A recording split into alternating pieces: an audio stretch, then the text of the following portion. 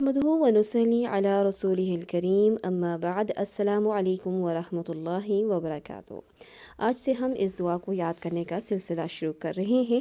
ہماری کوشش ہے کہ ہم اس دعا کو مکمل طور پر یاد کر سکیں تاکہ ہم رمضان المبارک میں تہجد کی نمازوں میں اور افطار سے پہلے یہ دعا اللہ سبحانہ و تعالیٰ سے مانگ سکیں۔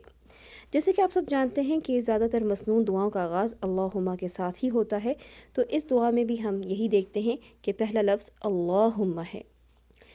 اللہم معنی اے اللہ، انی بے شک میں، اسألک تجھ سے مانگتی ہوں، اللہم انی اسألک۔ ہم اللہ سبحانہ و تعالیٰ سے اس دعا کے پہلے حصے میں 3 چیزیں مانگ رہے ہیں، اور وہ تینوں چیزیں کیا ہیں؟ وہ تینوں چیزوں کا آغاز خیر کے ساتھ ہوتا ہے۔ یہاں پہ پہلی بات ہے خیر المسألتی، خیر مسئلتی بہترین سوال کرنا۔ یعنی زندگی میں بہت سارے مسائل، پریشانیاں، وسوسے، خیالات ہمارے ذہنوں سے گزرتے ہیں، لیکن ہم نہیں جانتے کہ ہمیں اللہ سبحانہ و تعالیٰ سے کیا سوال کرنا ہے۔ تو ہم اللہ تعالیٰ سے مانگتے ہیں کہ اللہ تعالیٰ ہمیں بہترین سوال کرنے والا بنا دے۔ خیر المسألتی، خیر المسألتی۔ دوسری چیز جو ہم مانگ رہے ہیں وہ ہے وخیر الدعائی، وخیر دعائی بہترین دعا کرنا۔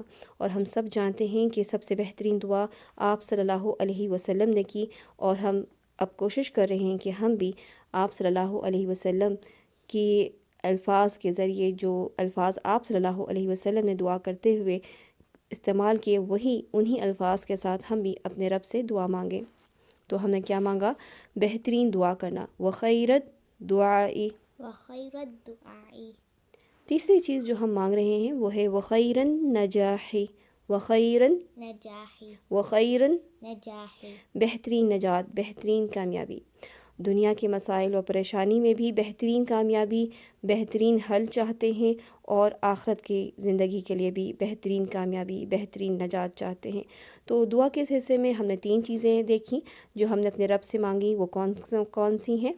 اللہم انی اسألک خیر المسألتی وخیر الدعائی وخیر النجاحی۔ سبحانک اللہم و بحمدک، اشہد ان لا الہ الا انت، استغفرک و اتوب الیک۔